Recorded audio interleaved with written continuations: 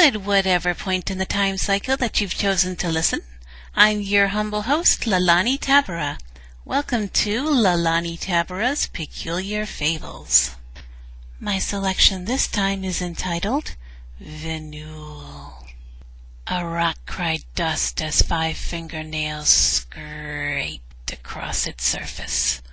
The hand attached to those fingernails grasped the rock as its owner nearly collapsed beside it. Venule leaned against the wall of a cave opening. Heavy breaths escaped his weary lungs while his muscles pulsed painfully through his body. He'd been driven from the village which had served his thirst for nearly a decade. Venule had placed confidence in loyalty through fear. Somehow quiet words from an outsider had spread across the village like ivy along a pillar. Those words became the seeds of that village's rebellion against him. Sheer will alone had carried him out of that mob's clutches and up to the seclusion of this cave. Another tone began to intrude on the sound of Venule's own breathing. His ears perked up as they caught the grinding sound. Snoring! There was an animal somewhere in this cave. "Dinner," the vampire hoarsely chuckled. Venule willed himself to rise.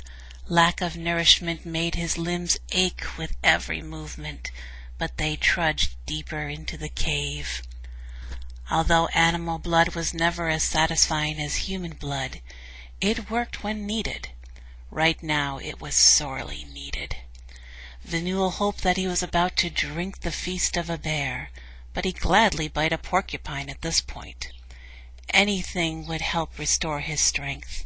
Once his power returned, he'd show that wretched village the true price of defiance. He just hoped that he'd remember to check his rage enough to allow a few morsels to survive to breed. Vengeance wasn't worth much when a food source was wiped out completely. The pathway soon divided into a choice for Venule. A tunnel as darkly hollow as a crypt faced Venule to the right. On the left, Venule caught some signs of glittering. Perhaps there was a hole in the cave roof, allowing light to pass through. That meant an animal had easy access there. Venule immediately followed the curving path to the left. More and more light greeted his eyes as he walked along the tunnel. Suddenly the vampire found himself faced with a large cavern full of the light source. Piles and piles of shimmering coins covered the floor. Gold of every shape and size, from rectangles to shields to a statue or two, added their glowing worth to the spectacle. Sharing the space were various gems which sparkled in all colors of the spectrum. None of that mattered to Venule. Instead, his treasure lay snoring upon that cold metal. As many humans dismiss the likelihood of the supernatural, so do the supernatural dismiss the existence of the mythic. Yet here it was, a windmill-sized dragon, right in front of Venule's eyes. Ember-red scales rose and fell with every snore of the creature's lungs. But it was hardly that thick-snouted face that Venule was thinking of. Small droplets of moisture fell from the vampire's lips as he struggled to keep his tongue in his head. Here was a succulent, bloody banquet laid out before him. True that immense liquid nourishment flowed through the body of a dragon. His tongue quietly stole a lap around his parched lips. He was a vampire, a king of the night. No one, not even a not-so-mythical dragon, could stop Venule. He would simply scale this dragon's hide, have his drink, and be gone long before this dozing beast could muster the energy to even wonder what had happened. With one deep breath, his undead veins screamed in a hungry agony. He gritted his teeth and forced every ounce of his essence to focus. Very quickly Venule dashed up the dragon's forearm. He found a likely spot on the creature's back. He gulped hard to keep saliva from drenching his prey's scales.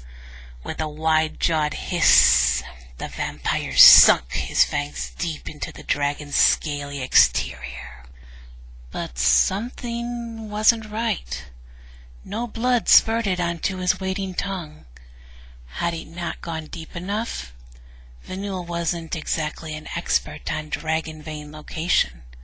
Perhaps he needed to go deeper. He tried pushing his fangs down harder. Still the blood did not flow. Venule decided that he'd try another spot. He pulled backwards. His fangs didn't move. He pulled again. Still his fangs remained firmly staked to the spot. Venule yanked his jaw as hard as he dared. He tried wiggling his mouth around in his attempts to free himself. There was a twinge of pain as his gums began to lose their grip on his fangs.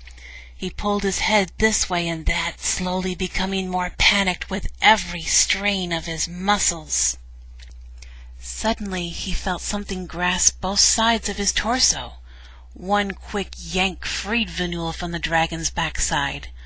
Unfortunately, the vampire's teeth did not come with him. He let out a yelp as his fangs tore free of their roots.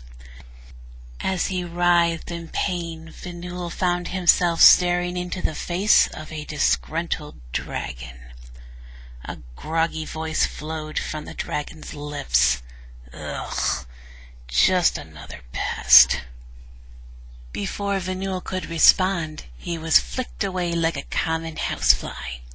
He barely had time to ponder what had just happened when he slammed into the cave wall. Thick rocky terrain stunned the vampire into unconsciousness as the wall embraced him in a perfectly shaped indent.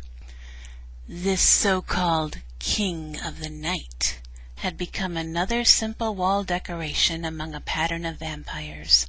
Every one of them had come with the same hopes of a quick drink, only to be plastered into the cave wall. Now they looked more like mere stencils within the rocks.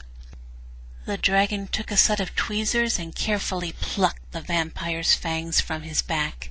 Each one was gently deposited into a large jar already half filled with fangs.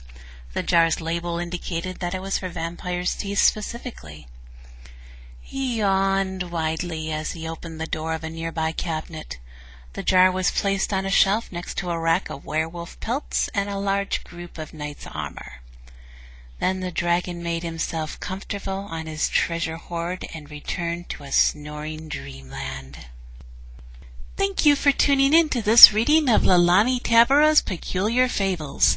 If you've enjoyed what you've heard, please feel free to like, comment, and/or subscribe. You may also read some other works at www.tabbyrafables.wordpress.com. Thank you once again, and please have a nice whatever point in the time cycle that you've chosen to listen. Goodbye.